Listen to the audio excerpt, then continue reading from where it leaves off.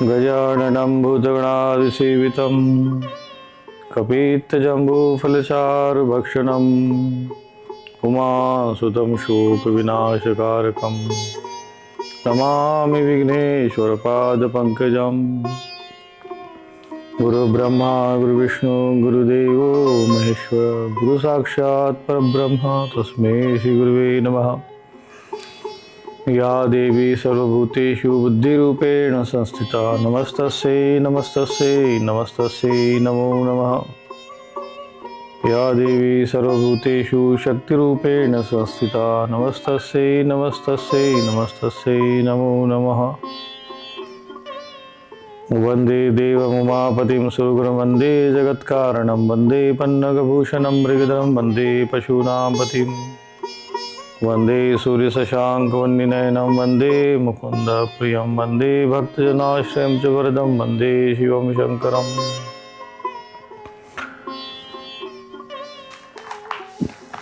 शान्ताकारं भुजगशयनं पद्मनाभं सुरेशं विश्वाधारं गगनसदृशं मेघवर्णं शुभाङ्गं लक्ष्मीकान्तं कमलनयनं योगिभिर्ध्यानगम्यं वन्दे विष्णुं भवभयहरं सर्वलोकैकनाथम्।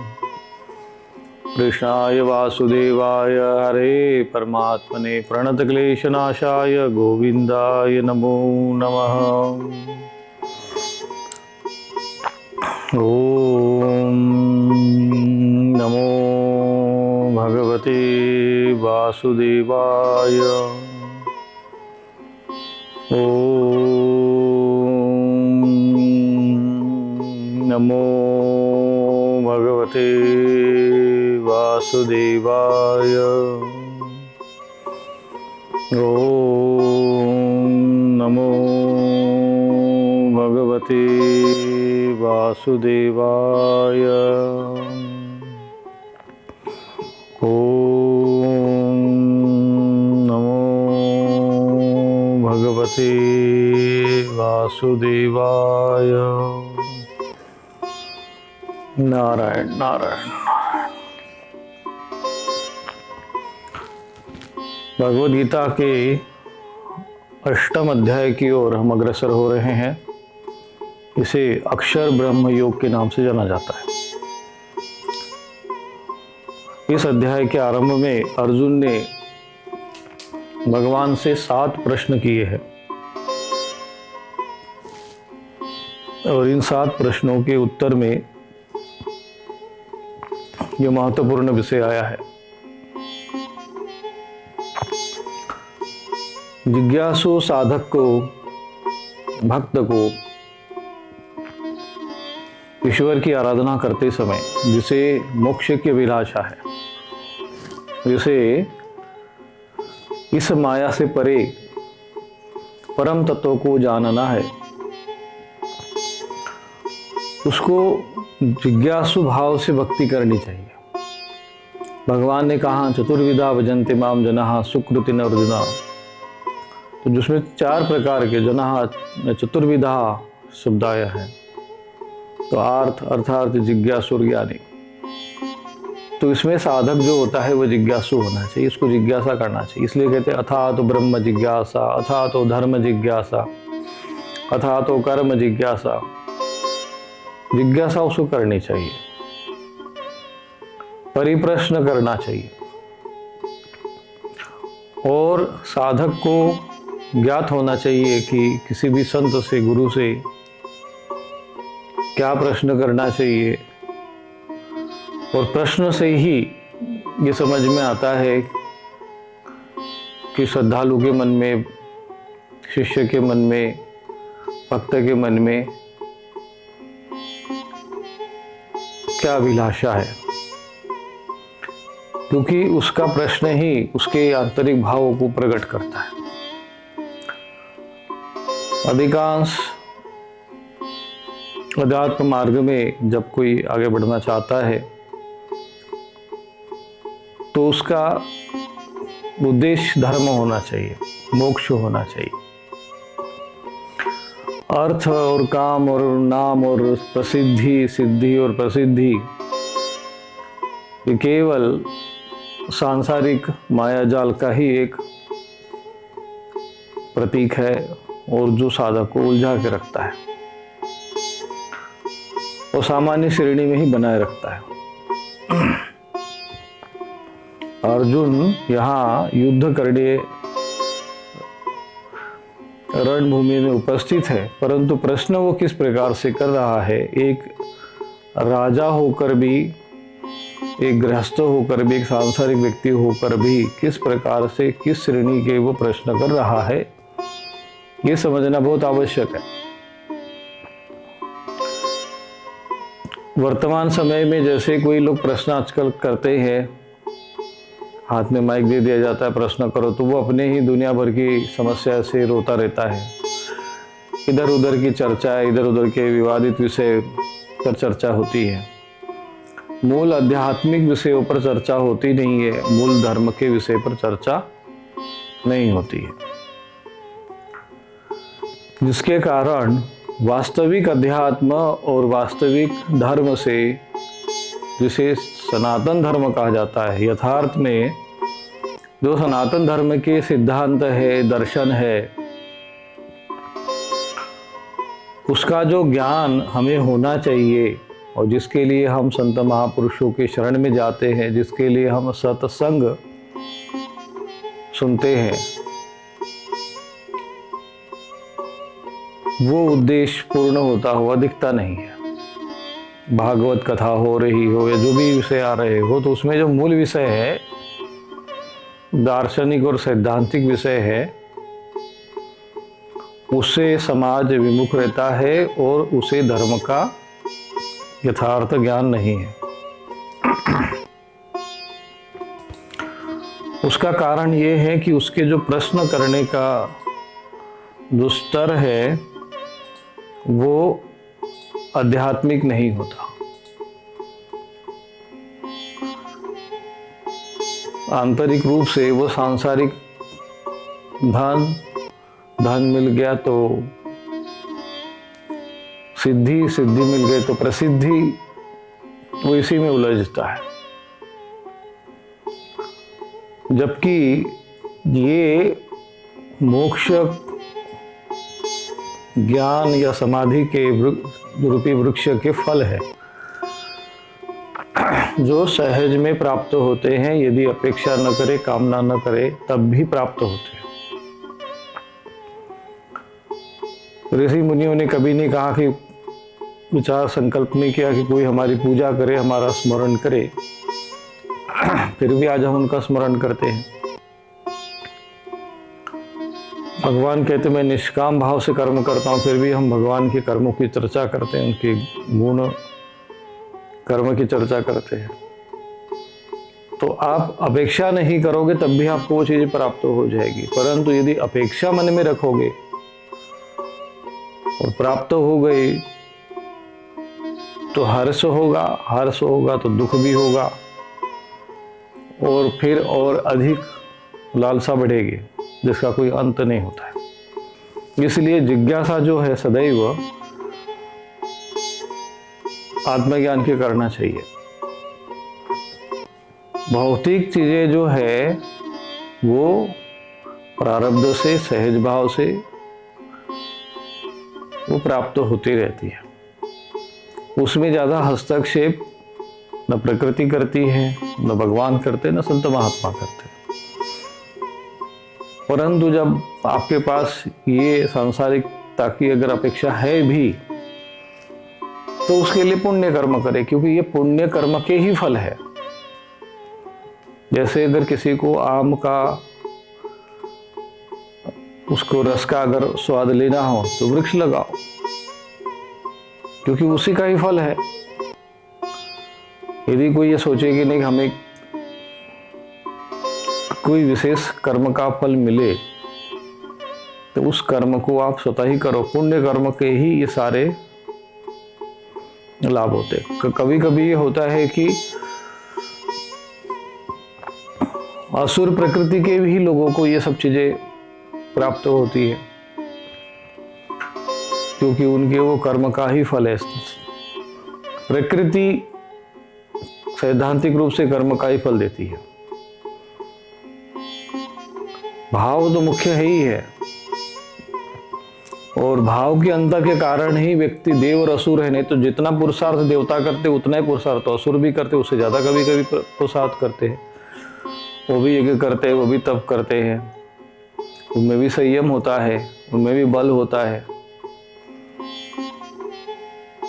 बस केवल भाव का ही अंतर होने के कारण उनमें देव और असुर में अंतर है। ऐसे ही नर और पशु में भी अंतर है, केवल भाव के कारण। तो भाव जो है आपका मुख्य है। तो अर्जुन का जो यहाँ भाव है वो ज्ञान प्राप्त करने का, और उन अर्जुन के जो प्रश्न है वो दिव्य प्रश्न है। और ऐसे प्रश्न आपने कभी सत्संग में किसी संत महापुरुषों के द्वारा, या उनके ऐसे कुछ आजकल जैसे खूब चल रहा है सोशल मीडिया में प्रचार, ऐसे प्रश्नों को सुना भी नहीं होगा, और ऐसे प्रश्नों पे चर्चा करते हुए देखे भी नहीं होंगे, और दुर्भाग्य से मुझे पता नहीं है।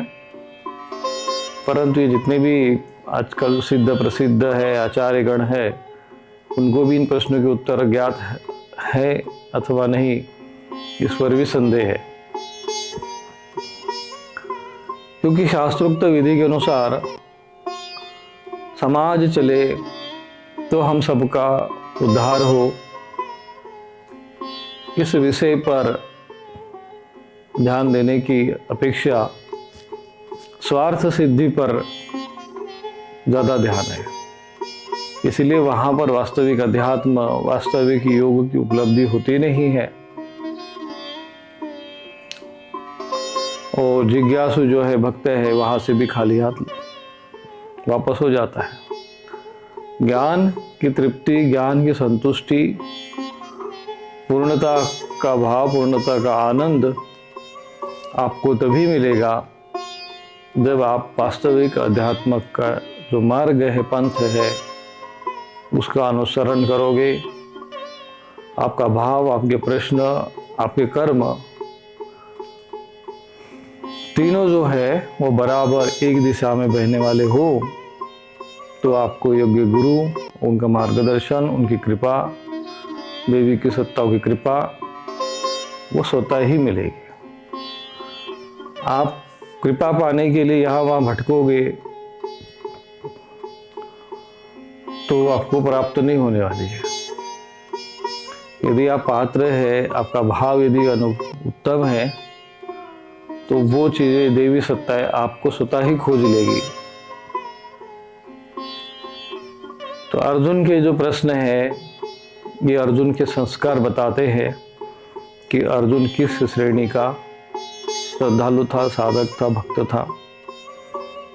ये उनके प्रश्न से समझ में आता है। जब भगवान ने अधिदेव, अध्यात्म के विषय में, कर्म के विषय में पिछले 7वें अध्याय में जब बात कही, तब अर्जुन ने प्रश्न किया, किम तद ब्रह्म, किम अध्यात्म, किम कर्म पुरुषोत्तम, अधिभूतम च किम प्रोक्तम, अधिदेवम किम उच्यते, अधियज्ञ कथम कोत्र देहेस्मिन् मधुसूदन, प्रयाण काले च कथम ज्ञेयोसि नियत आत्मभिः। तो यहाँ पर 7 प्रश्न हैं कि पुरुषोत्तम वो ब्रह्म क्या है, पहला प्रश्न। अध्यात्म क्या है, दूसरा प्रश्न। कर्म क्या है, तीसरा प्रश्न। अधिभूत क्या है, ये चौथा प्रश्न। अधिदेव क्या है, ये 5वां प्रश्न। अधियज्ञ के जो है यहाँ अधियज्ञ कौन है, ये 6वां प्रश्न। और इस शरीर में कैसा है, उसी प्रश्न के अंतर्गत अधियज्ञ कौन है और वो शरीर में कैसे है, ये 6वां प्रश्न हो गया। तथा जो उत्तम योगी पुरुष है प्रयाण काल में, अंत समय में, वो अपने आप किस प्रकार से जानने में आता है। योगी पुरुष को वो कैसे वो अनुभव होता है, उस अधियज्ञ का जो हमारे शरीर में स्थित है। तो भगवान ने इसका उत्तर देते हुए कहा था, अक्षरम ब्रह्म परमम स्वभाव अध्यात्म उच्यते।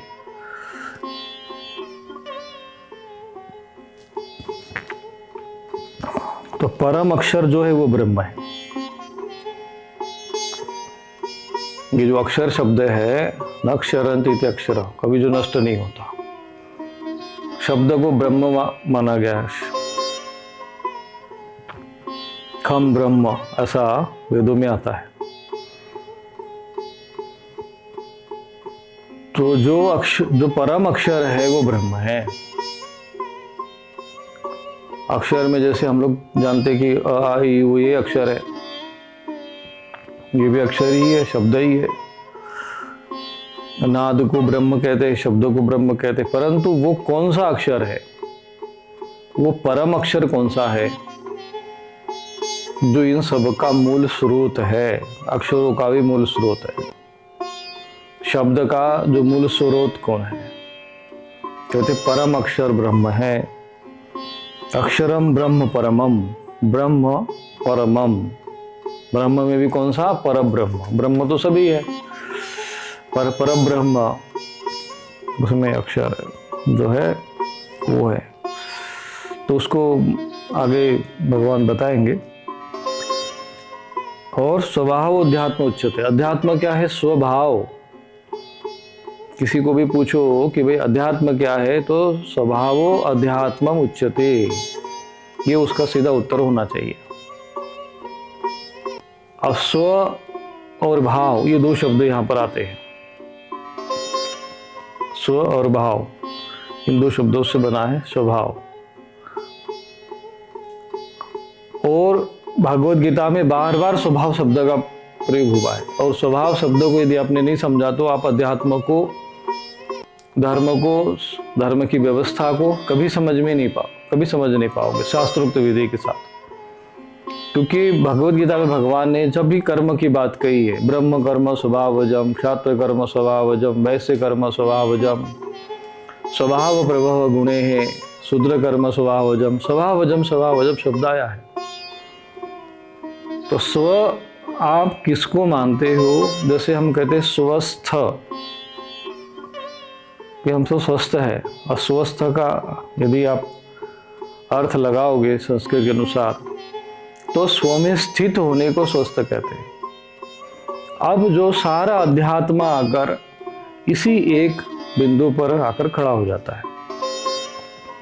आखिर वो स्व है कौन? स्व यानी मैं, हम स्वयं। स्वार्थ भी शब्द आता है, तो उसमें स्व और अर्थ मिलाकर शब्द बनता है स्वार्थ। स्व के निमित्त स्वार्थ हो गया, अपने निमित्त। तो स्वभाव, वह जो स्वभाव है वही अध्यात्म उच्चते, वही अध्यात्म है। अध्यात्म शब्द में भी जो है अध्य और आत्म शब्द आता है। अध्य से अध्ययन और आत्मा से आत्मा को जानना, यानी अपना स्वयं अपने आप को जानना। अब प्रश्न बस केवल यही पर आकर रुकता है कि आखिर हम है कौन, स्व में किसको है। महर्षि रमण महर्षि जी, उन्होंने पुस्तक भी ऐसा उनका वर्णन, दिव्य पुरुष रहे हैं। उनके पास कई ज्ञानी पुरुष कोई भी जाता था तो वो यही कहते थे कि तुम अपने आप से एक प्रश्न करो, मैं कौन हूं। वो सारा ज्ञान और अज्ञान बस केवल इसी एक प्रश्न पर टिका हुआ है। पूरी भगवत गीता या वेद उपनिषद ज्ञान जो कुछ भी है संसार में, जिसको भी अध्यात्म कहते, ज्ञान कहते हैं, धर्म कहते हैं, वो केवल और केवल एक बिंदु पर टिका है। संन्यास की दीक्षा देते समय में भी यही शिक्षा होती है कि अहम ब्रह्मास्मि, तत्वमसि, प्रज्ञानम ब्रह्म। तो ये जो विषय आते हैं वो ब्रह्म आत्मा पर टिकते हैं, यही अज्ञान पर है। तो अधिकांश अज्ञान अवस्था में जो जीवात्मा रहते हैं, मनुष्य रहते हैं, माया के प्रभाव से शरीर को ही मैं समझते हैं, और शरीर को मैं समझकर ही जीते हैं। इसको अज्ञान अवस्था कहते हैं। अज्ञान न आवृत्तम ज्ञानम तेन मोह, और फिर मोह आदि उत्पन्न होते सब कुछ। सारा जो समस्या की जड़ अज्ञान है। अज्ञान इस बात का है कि हम स्वयं को जानते नहीं। तो मैं कौन हूँ, इसको जानना, चिंतन करना, ध्यान करना, मनन करना, निधिध्यासन करना, यही अध्यात्म है। नारद भक्ति सूत्र में आत्मानुसंधानम इत्याहु भक्ति, ऐसा भक्ति की व्याख्या की गई है कि आत्मा का अनुसंधान करना, स्वयं का अनुसंधान करना, अपने को जानना। संसार में जितने भी अनुसंधान हो रहे हैं वो बाहर की चीजों को खोजने के लिए हो रहे हैं कि भाई अणु में कितनी ऊर्जा है, परमाणु में कितनी है। बाहर जितना स्पेस में जा रहे तो फिर कई अंतरिक्ष में जा रहे, सब बाहर ही बाहर खोज हो रही है। पर उन सबका मूल कौन है, उस मूल को जानने का प्रयत्न हमारे भारतीय ऋषि मुनियों ने किया है, और इसीलिए वो ज्ञान को प्राप्त उपलब्ध हो गए। बाहर आप कितना भी पहुंचोगे तो फिर भी पूर्णता को प्राप्त नहीं हो सकते।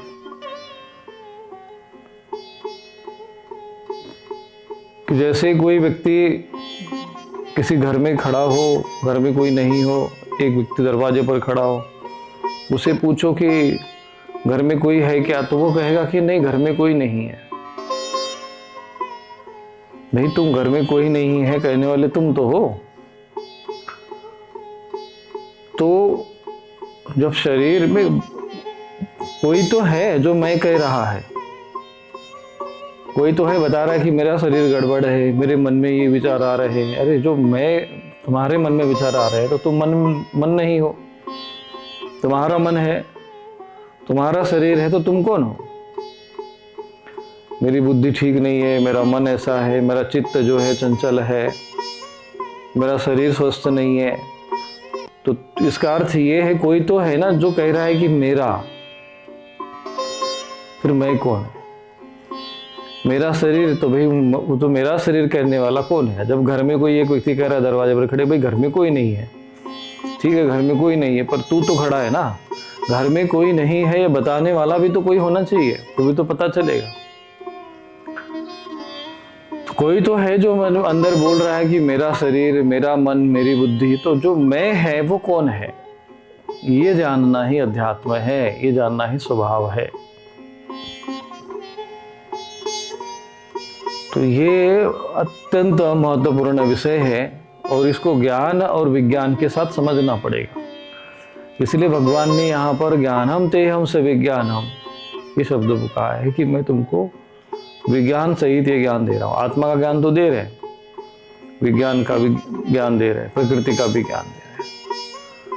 अब वो स्वभाव जो है वो कहाँ से उत्पन्न होता है, तो उसका उत्तर भी आगे आपको आएगा। स्वभाव प्रभव गुणे, शंकराचार्य ने उसमें 18वें अध्याय में इसका वर्णन आएगा। तो इस तरह से अध्यात्म की व्याख्या यहाँ पर की है। शंकराचार्य जी ने भी जो उसमें वर्णन किया है अक्षरम परब्रह्म के विषय में,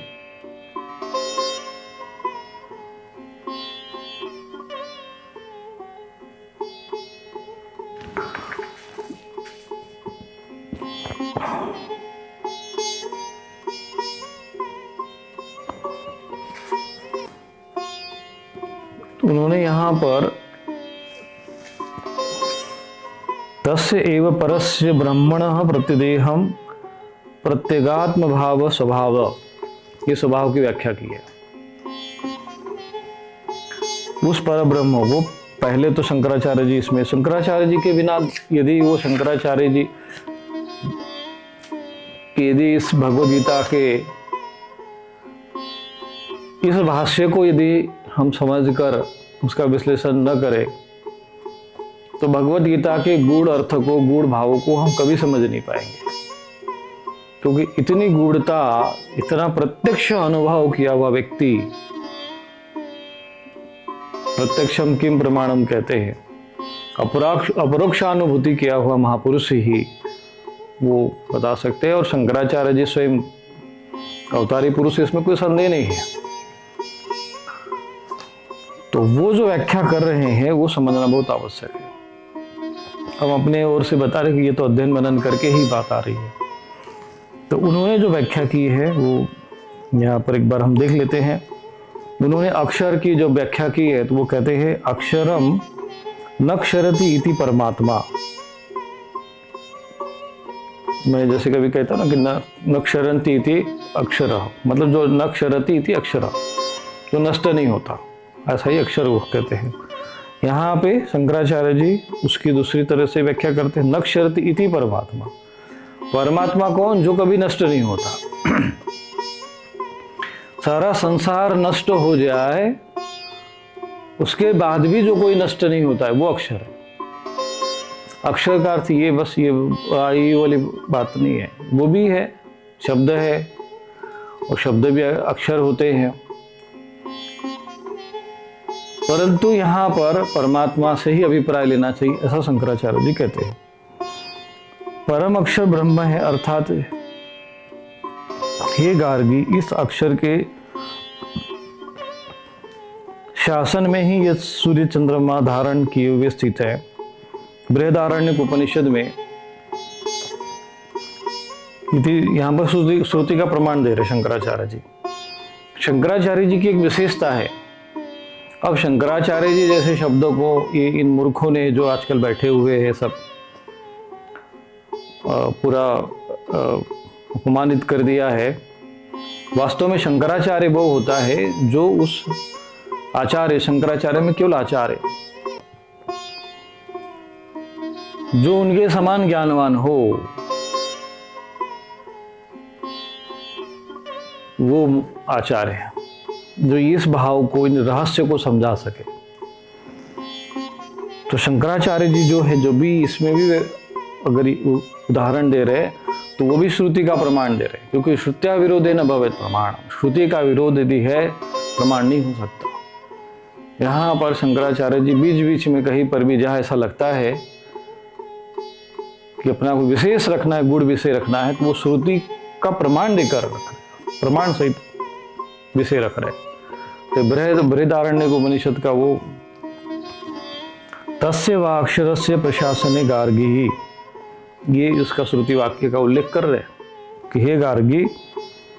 अब वो शंकराचार्य याज्ञवल्क्य जी गार्गी जी को उपदेश दे रहे हैं। तो ऐसा नहीं है कि उस काल में महिला को, स्त्री है इसलिए उसको उपदेश का अधिकारी नहीं माना जाता है। जिन नर पिशाचों ने, नराधमों ने स्त्रियों का इस प्रकार से आध्यात्मिक क्षेत्र में अपमान किया है, वे आज सभी लोग नरक की दुर्गति को प्राप्त उल्टे लटक कर घूम रहे हैं।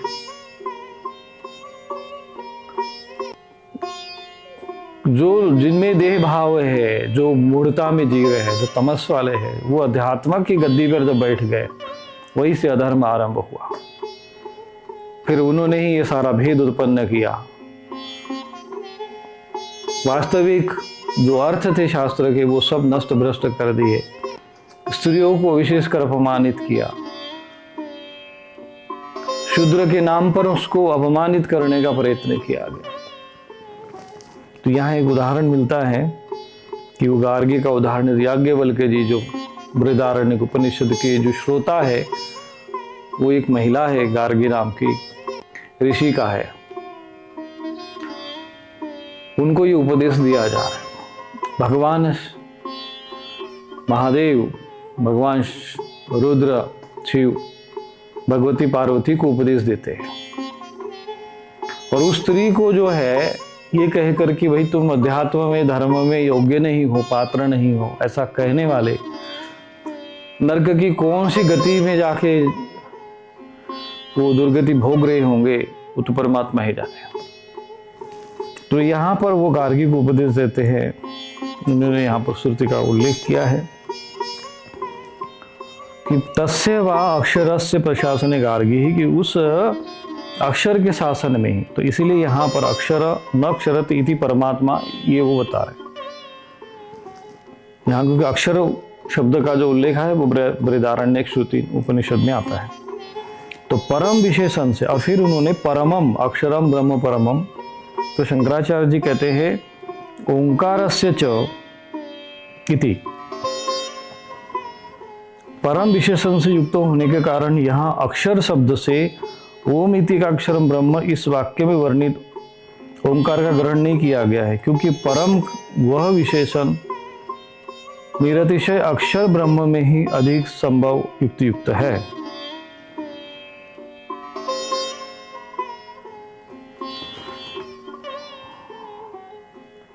यहाँ पर उनका ये कहने का तात्पर्य है कि केवल ओम इति एकाक्षरम ब्रह्म इस वाक्य में वर्णित ओंकार का जो वर्णन आया है, अक्षरम ओम इति एकाक्षरम, एक अक्षर का जो ब्रह्म है ओम,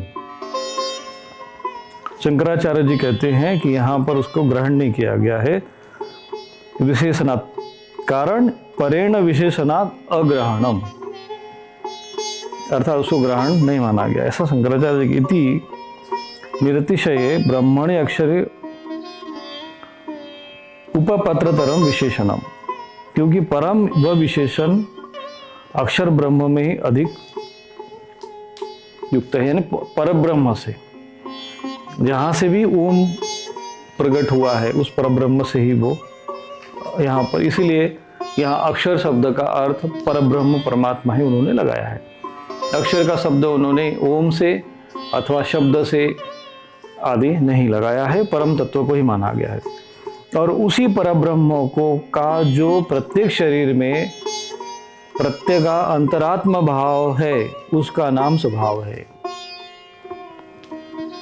वह स्वभाव ही अध्यात्म कहलाता। तस्य एव परस्य ब्रह्मणः, वो जो परब्रह्म है प्रतिदेहम यानी प्रत्येक देह में, क्योंकि अहम आत्मा गुणाकेश सर्वभूताशय स्थित, भगवान स्वयं कहते हैं कि मैं आत्मा रूप में, उसी को ही वो वासुदेव रूप में कहते। शंकराचार्य जी ने प्रत्येगात्म भाव के रूप में प्रत्येगात्मानम, इसी रूप में वासुदेव को शब्द को उन्होंने व्याख्यात किया, क्योंकि अहम आत्मा गुणाकेश सर्वभूताशय स्थित, सब भूतों में मैं ही हूँ आत्मा के रूप में। अब हम परमात्मा को, सारे शक्ति ऊर्जा का स्रोत जो है वो परमात्मा है, और वो परमात्मा को हम खोज रहे हैं, बाहर घूमते हुए यहाँ वहाँ तीर्थों में भटक रहे हैं, और वो परमात्मा कहाँ बैठा है? तुम्हारे अंतःकरण में। प्रतिदेहम सर्वभूताशय स्थित, सभी भूतों में स्थित है, और प्रत्येक आत्म भाव यानी अंतरात्मा भाव है। प्रत्येक आत्मा ने अंतरात्मा भाव से, आंतरिक रूप से जो भाव है, और वही आत्मा मैं है, इसलिए यहाँ पर वो स्वभाव कहा गया है। स्वभाव की जो व्याख्या शंकराचार्य जी ने कि कई मूर्ख जो है वो देह को ही स्वभाव मानकर, अथवा जो देह से संबंधित जो लोग हैं उनके स्वभाव को अपना भाव मानकर, क्योंकि वो देह में स्थित है, देह भाव में स्थित है, तो देह को ही सब कुछ समझेंगे। तो दानव है तो दानवों को कहाँ समझ में आएगा? देह में जो स्थित है वो दानव, देह से परे है वो देव। स्वभाव अध्यात्म उच्चते, इसलिए यहाँ पर स्वभाव को अध्यात्म उच्चते कहा गया है। इसलिए अभिप्राय बताए इन्होंने शंकराचार्य जी ने कि आत्मानम देहम अधिकृत्य प्रत्यगात्मतया प्रवृत्तम परमात्मा ब्रह्मावसानम वस्तु स्वभावः, अर्थात अभिप्राय ये है कि आत्मा यानी शरीर को आश्रय बनाकर जो अंतरात्मा भाव से उसमें रहने वाला है, और परिणाम में जो परमार्थ ब्रह्म ही है, वही तत्व स्वभाव है। ये जो स्वभाव है ना, जो मैं जो बोल रहा है शरीर में, वो स्वभाव है, वही आत्मा है, वही अध्यात्म है। ये है सारा सार। अब तुम इसके अतिरिक्त कितने भी तुम जन्म गुट्टी लगा लगा कर वो कुछ भी लोगों को पिला दो, इधर उधर के बातें बनाकर, परंतु जो वास्तविक सत्य है वो शंकराचार्य जी ने यहाँ पर प्रकट कर दिया है। और इसमें कोई संदेह नहीं है कि हम आत्मा ही हैं। और इसी बात को शंकराचार्य जी ने कहा था कि ब्रह्म सत्य जगन मिथ्या, जीवो ब्रह्म एव ना परह, जीव ही ब्रह्म है, अन्य कुछ नहीं है। यदि हम उस आत्मा के अतिरिक्त अपने आप को कुछ भी मान रहे हैं तो वो संपूर्ण रूप से अज्ञान ही है, चाहे आप अपने को कुछ भी मान लो।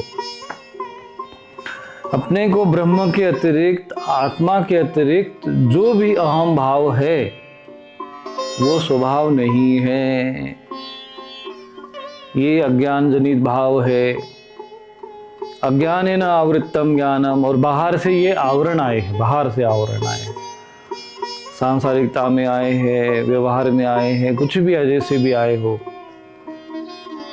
वो सारे के सारे अज्ञान जनित है, अज्ञान के आवरण है, अज्ञान के पर्दे हैं, और जो मूल स्वभाव है उसको ढकने वाले। इसीलिए अध्यात्म और स्वभाव और ज्ञान तीनों एक समानार्थी शब्द ले सकते, क्योंकि स्वभाव अध्यात्म उच्चते समानार्थी शब्द हो गया, अध्यात्म और स्वभाव, और अध्यात्म भी ज्ञान हो गया। तो ये स्वभाव, अध्यात्म और ज्ञान तीनों शब्द पर्यायवाची हो गए। इसलिए स्वभाव अध्यात्म उच्चते, तो स्वभाव को ही हमें पूरा यहाँ पर जो है ध्यान देना चाहिए कि जो आत्मा है स्वयं मैं, उसी को यहाँ पर केंद्रीभूत किया है शंकराचार्य जी ने। यहाँ पर आत्मानम देहम अधिकृत्य प्रत्यगात्मतया प्रवृत्त्यम परमार्थ ब्रह्मावसानम वस्तु स्वभाव, ऐसा कहा गया है। यदि हम आत्मा यानी शरीर को आश्रय बनाकर जो अंतरात्म भाव से उसमें रहने वाला है, क्योंकि शरीर जो भी बाहर से चीजें दिख रहा है, शरीर है, हाड़ मांस से बना हुआ शरीर, इंद्रिया जो अपना कार्य कर रहे, इसका संचालन, जो इंद्रियों का संचालन मन के द्वारा, मन का संचालन बुद्धि के द्वारा, बुद्धि जो है संस्कारों के द्वारा, संस्कार जो है वो चित्त के से आ रहे, चित्त को संचालित कर रहा है अहंकार, और अहंकार के पीछे जो है वो मूल चैतन्य स्वरूप आत्मा ही उसमें मूल शक्ति के रूप में है, जो अहम भाव में है। बाकी ये सभी कारण हैं, कर्ता नहीं है। प्रकृति के कारण बाह्य कर्म करते हुए, परंतु ये आत्मा की विशेषता है कि वो अकर्ता होते हुए भी अपने को कर्ता मान लेता है, क्योंकि प्रकृति का कर्म है। तो आत्मा के सानिध्य में प्रकृति कर्म करती है, परंतु जब प्रकृति के किए हुए कर्म को अपने किए हुए कर्म मान लेता है तो वो फंस जाता है। और जिस दिन आत्मा में स्थित हो गया, स्वभाव में स्थित हो गया, तो प्रकृति क्रियमाणानि गुणे कर्माणि सर्वशः, वो देख लेता है कि सब कुछ प्रकृति के द्वारा हो रहा है और मैं अपने स्वभाव में स्थित हूँ, स्वस्थ हूँ। तो फिर वो कर्ता न बनते हुए न भोक्ता भी नहीं बनता है, कर्ता भी नहीं बनता है, दृष्टा बनता है,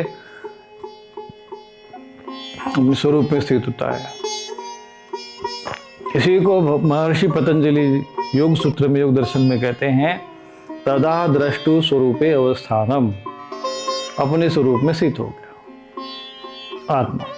परंतु ये प्रोसेस है, अभ्यास के द्वारा उस स्थिति को प्राप्त होना पड़ता है, और यही अध्यात्म का मूल उद्देश्य है। ये हो गया आपका स्वभाव, अध्यात्म और ज्ञान का विषय, यहाँ पर शंकराचार्य जी ने स्पष्ट कर दिया। अध्यात्म उच्यते, अध्यात्म शब्देन अभिधीयते, वही तत्व स्वभाव है, उसे ही अध्यात्म कहते हैं, अर्थात वही अध्यात्म नाम से कहा गया है। अब ये अध्यात्म जब भी शब्द की बात आए तो सीधा आपकी दृष्टि, आपका भाव उसी आत्मा पर केंद्रित होना चाहिए। अध्यात्म कोई बाहर का विषय नहीं है कि जिसको जानने के लिए ये सारे प्रयत्न हो रहे हैं। अध्यात्म जो है वो आंतरिक विषय है, प्रत्यगात्म भाव है। यहाँ पर शंकराचार्य जी ने बहुत सुंदर, उनको प्रणाम करते हैं हम, कि उन्होंने बड़े सुंदर शब्दों में इसकी व्याख्या की है कि प्रतिदेहम प्रत्यगात्म भाव स्वभाव। प्रत्यगात्म भाव जो शब्द है, इसको उन्होंने विशेष रूप से यहाँ पर वर्णित किया है। जो प्रत्यगात्म भाव को नहीं समझेगा, अर्थात आंतरिक भाव से जो आत्मा का स्वरूप है, भाव है, उसको नहीं समझेगा तो पूर्ण रूप से अध्यात्म को समझ नहीं पाएगा। बाहर आप कितनी भी, जैसे कोई व्यक्ति पानी में उतरा ही नहीं, बाहर ही वो हाथ पैर मार रहा हो, तो वो तैरना नहीं सीखेगा। जब तक आप आत्मा के उस भाव को, उस अनुभूति को प्राप्त करने के लिए जो प्रक्रिया है योग की, अध्यात्म की, इसी को अध्यात्म कहें, उस साधना की जो प्रक्रिया है, उसको प्राप्त करके जब तक आप अपने स्वरूप में स्थित नहीं हो जाते। महर्षि पतंजलि मुनि ने यही कहा कि बस इसका फल क्या है? फल ये है कि तदा दृष्टु स्वरूपे अवस्थानम, अपने आत्मा में स्वरूप में स्थित हो गया। और तब फिर ये जितने भी भाव है, देह भाव और देह से जुड़े हुए संबंधी पद के भाव, फिर जाति के भाव, तो फलाने जितने भी सांसारिकता के आवरण है, वो सब नष्ट हो जाते हैं। यहाँ तक कि भगवान स्वयं तुलसीदास जी के माध्यम से कहते हैं कि मम दर्शन फल परम अनुपा, कि अगर मान लो भगवान का दर्शन हमको हो गया, तब क्या होगा भाई? भगवान का दर्शन हो गया तो क्या होगा? रिद्धि सिद्धि, हमको दुनिया का ऐश्वर्य सब मिलता है क्या? भगवान कहते ना, जीव पावहि निज सहज स्वरूपा, अपना जीव जो है अपने सहज स्वरूप में स्थित हो जाता। बस बात करता। तो सारा जो खेल है, सारा अध्यात्म का जो लक्ष्य उद्देश्य है, स्वयं को, स्व आत्मा को जानना, उसी के लिए सारे प्रयत्न हैं। अर्थात अभी हम अपने आप को जानते नहीं हैं, इसलिए जितने भी हम अहम पालकर बैठे हुए हैं, इस अहम का त्याग करके ही आप अध्यात्म में या किसी भी संत महापुरुषों के शरणागत हो सकते हो, और तब ज्ञान को उपलब्ध हो सकते हो। अन्यथा पानी में तो कूदना नहीं है और तैरना सीखना है, तो जीवन भर फिर तुम लोग हाथ पैर छटपटाते रह जाओगे, हाथ में कुछ नहीं आएगा। उस उपलब्धि को कभी प्राप्त नहीं पाओगे जिसको अध्यात्म कहते हैं, जिसको मोक्ष कहते हैं। तो ये एक विषय जो यहाँ पर उन्होंने समझा दिया। अब उसमें कर्म की भी दो प्रश्नों के उत्तर तो हो गए कि वो ब्रह्म क्या है, अध्यात्म क्या है। अब कर्म क्या है, इस पर वो कहते भूत भावोद्भव करो विसर्ग कर्म संगीत, अर्थात जो ये भूतों के भाव को उत्पन्न करने वाला जो विसर्ग है, अब यहाँ पर विसर्ग का अर्थ इन्होंने त्याग लगाया है।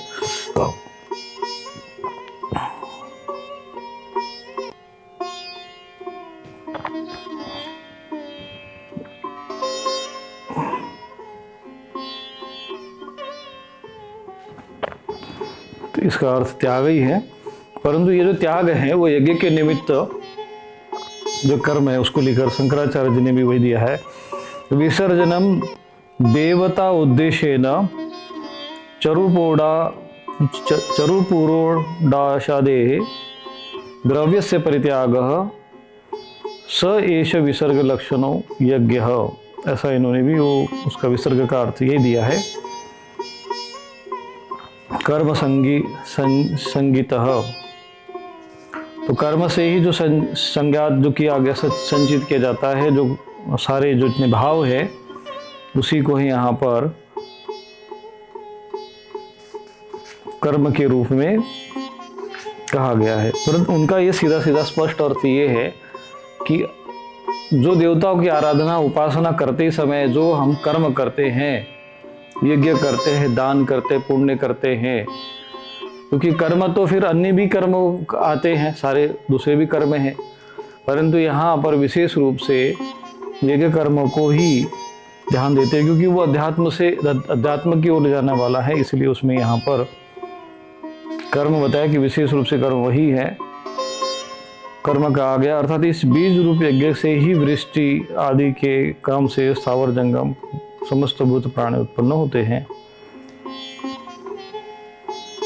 भूत वस्तु को उत्पन्न करने वाला ऐसा जो देवताओं के उद्देश्य से चरु पुरोडाश आदि द्रव्यों का त्याग करने नहीं, अर्थात यज्ञ करने को ही यहाँ पर इन्होंने यज्ञ कर्म, जो कर्म की बात आएगी तो यज्ञ को ही कर्म उन्होंने यहाँ पर प्रयोग किया है। और फिर भगवद गीता में भगवान ने यज्ञ के विभिन्न अर्थ बताए हैं। केवल देव यज्ञ करने को ही कर्म नहीं है माना जाएगा, जो अन्य भी जो कर्म यज्ञ हैं वो समस्त यज्ञ शब्द के अंतर्गत वो सभी यज्ञ इसमें सम्मिलित होते हैं। जिसमें भी हम लोग सत्संग सुन रहे हैं, ये भी ज्ञान यज्ञ हो गया, तो ये भी सब कर्म के अंतर्गत आ रहे। जो यहाँ पर कर्म शब्द का मूल भाव जो है, ऐसे कर्म जो अध्यात्म की ओर, उन्नति की ओर हमको अग्रसर करते, उसी की ओर इन्होंने महत्व दिया है। अब अधिभूत की बात आती है, तो जो प्राणी मात्र को आश्रित के होता है उसका नाम अधिभूत है। अधिभूतम प्राणी जातम अधिकृत्य भवति इति। प्राणी जातम अधिकृत्य यानी अर्थात जब प्राणी मात्र को आश्रित किए होता है उसका, वो कौन है? क्षर, अर्थात जो क्षय होता है, ऐसा जो विनाशी भाव, यानी जो कुछ भी उत्पन्नशील पदार्थ है वे सब अधिभूत है।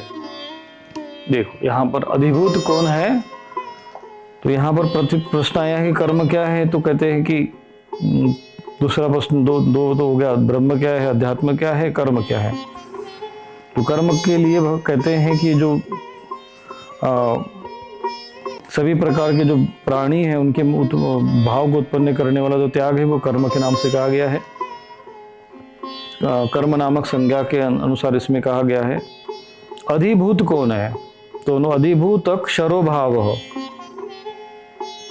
यहाँ पर आता है कि जो क्षर भाव को प्राप्त होते, भाव अर्थात जो उस दिशा में जाता है। जो अधिभूत कौन है, जो नष्ट होते हैं। और अब अधियज्ञ कौन है, वो आगे उत्तर आएगा उसका।